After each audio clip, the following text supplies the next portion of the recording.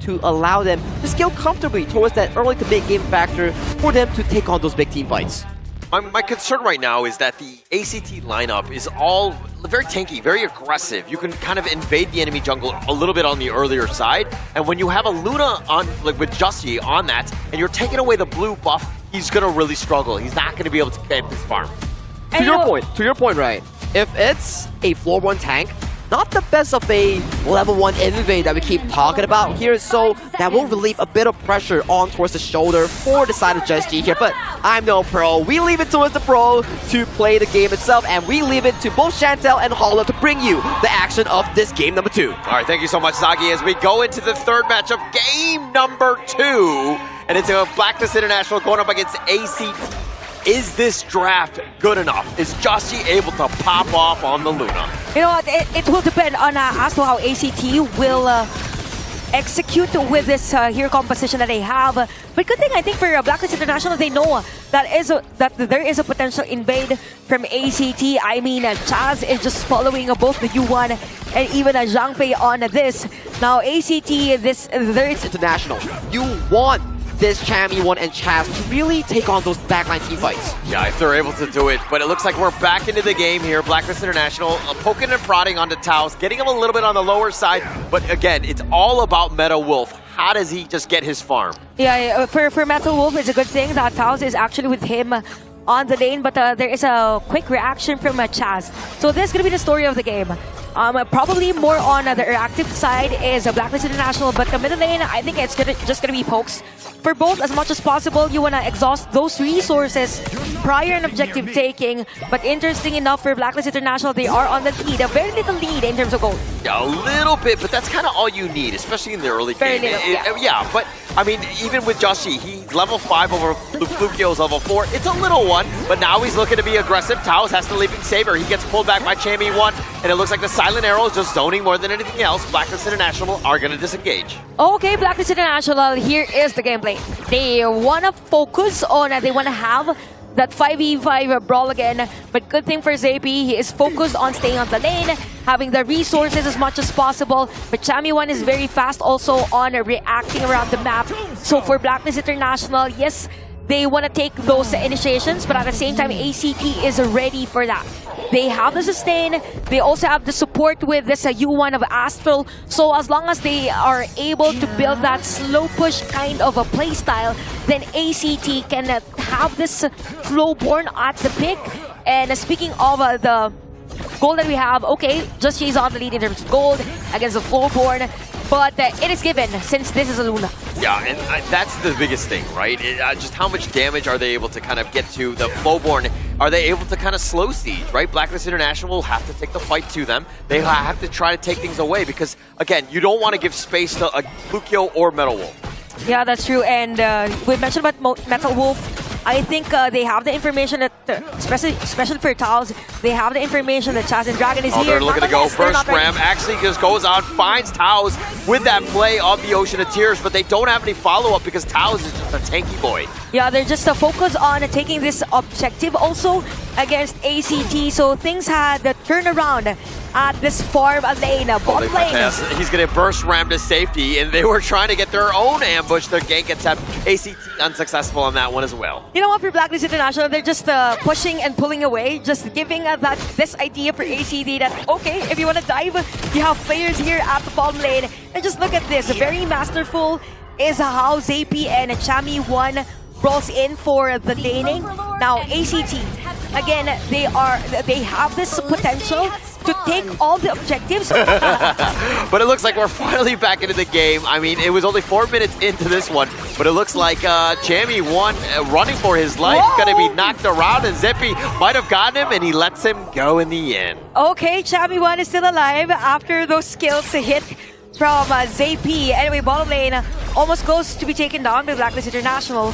So a lot of pressure coming in from Blacklist. And just look at Golden Kite focusing on dealing damage on that. We have 3 players from ACT focused on defending Metal Wolf's lane, because we've mentioned about Metal Wolf is going to be the X factor or maybe the insurance plan of ACT coming to this game.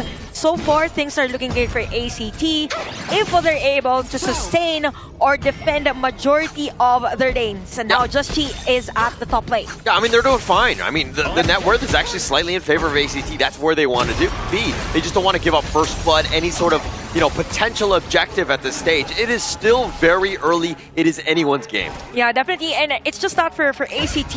Yes, they're able to defend, but the Blacklist International are able to deal damage with the lane. Oh, they find a decent amount, and Champion 1 might have been gone a little too far, and Astral's going to pick up first blood. ACT will take that one for free. This is the crowd control that we've been mentioning with the Flowborn. I mean, Chami was able to escape Zappy, but with Flukio's Flowborn, it's going to be hard for him.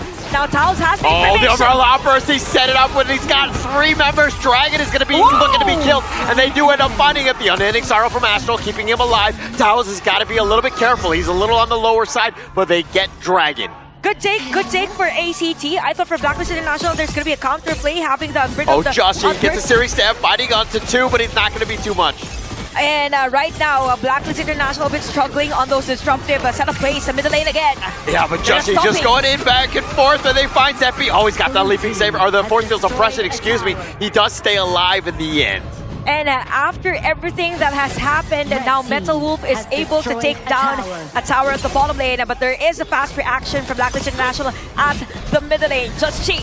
Oh yeah, get bounced around. Jussie needs to be a little bit careful. He's going to be smited on, and they do find Jussie. He's stuck around, found out, could not get to safety. Okay, every play that ACT deals against Blacklist International is being effective. Now for Chaz, this is where he should step up as much as possible. He needs to be one step ahead against ACT. So there's no much information for Blacklist International as to where ACT will come in. And if we look at the items still, or even the gold, yes, Just Chi is still on the lead in terms of that department. It's just that you need that conversion. How are you able to take advantage of this lead that you have if ACT always has the crowd control? They are always grouping up, and at the same time you have Astral on that support, very efficient for ACT.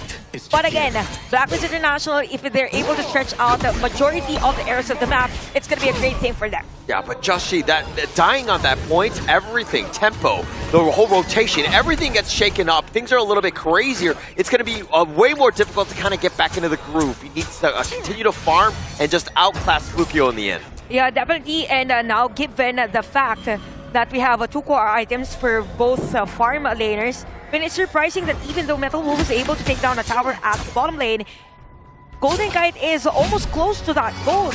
So still for Blacklist International, they're nice 2-man burst ram. They find him. Taos, though, getting a little bit low. The Umbrella Outburst has to be used just to keep himself alive. But Blacklist International understand that they have a big ult on cooldown. Yeah, definitely. But for Blacklist International, again, the focus is taking down objective against ACT. They're now focused on having this blue buff against ACT. And as AP is now the one doing the split pushes for the team. Now, Blacklist International, the strength is having that diversion of the attention on ACT side. So Just Chi is just doing the usual assassin pattern whenever you want to have a breather in the game. Yeah, you want to split push, and Just Chi doing that, but he's going to give up the Tyrant, realizing that the team is actually behind. Probably not a good time to go for those fights, so it's kind of smart in the light game. Just Chi right now, again, it's all about getting him online. And speaking of being online, I think it's going to be easy for Blacklist International to have him online. Oh wait, they find Zeppy, but they're not actually going to commit fully. Zeppy's got that speed, he's just too tanky. But the top team 2, not as tanky, it goes down. You know what, Holler, at this point, it feels like for Blacklist International, they don't want any team fight. I mean, they know that the strength of ACT is those crowd controls coming in from Flukio. So whenever they see someone trying to defend a tower, they just go and focus on destroying that one out. So ACT, as much as possible, they need to force a team fight against Blacklist International. So you have the Venom's staff already for the Lady Gen of Dragon. So there is a much support that they need against this hero from Flukio. So 3-0 is the score, yes. But looking at the map control, definitely Blacklist International is winning that department. Yeah, and Blacklist International, I mean, you could win a game with 0 kills if you take all the objectives. The burst ram onto Taos, who actually leaving Savers back to safety. and now Chaos is looking for the right target. Flukio looking to push him away, but I think Justy stole that from under his nose, and Flukio's got to be super frustrated as he smite was a little too early. Yeah, a little too early for Flukio, but look at Chammy1 stopping Taos.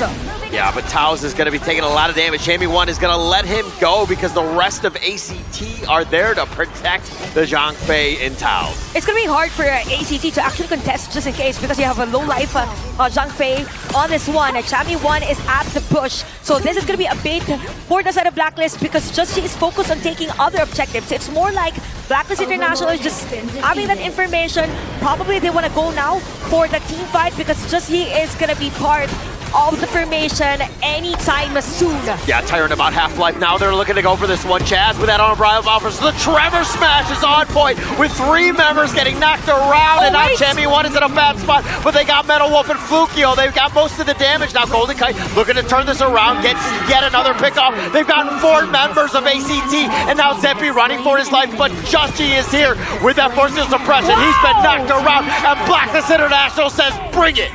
Triple kill for Golden Kite. Just talk about juggle.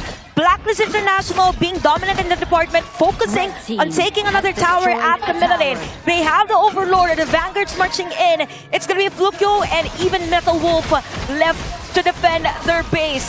This might be it for Blacklist, but I don't think so. I'm not sure if ACT will be able to defend this one out. Yeah, I don't think they can catch. There's nowhere to play. I mean, we talked about how this Flowborn tank Flukio is able to stun lock them, but if they're not able to dive in, they have no chance. But DJ Chantel, break it down. You know what? I have a lot of questions in mind after the team fight. All along I thought it was ACT winning that game. You have a nice set of play coming in from Chaz on that Tremor smash.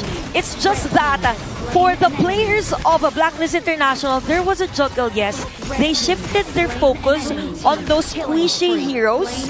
That's why it was ZP left. Okay, the damage per second versus the damage that can be sustained by the rest of the players of ACT just faltered at that moment. Yeah, and that was going to be the moment where Justy and Golden Kite starting to pop off. I mean, Golden Kite getting that triple kill with Justy's help because on cleanup duty. And Justy looking to go, gets a searing stab. The Umbrella Offers is not going to really connect. The Tremor Smash is a little off the mark, but they get that little trade. Metal Wolf is going to finally be picked.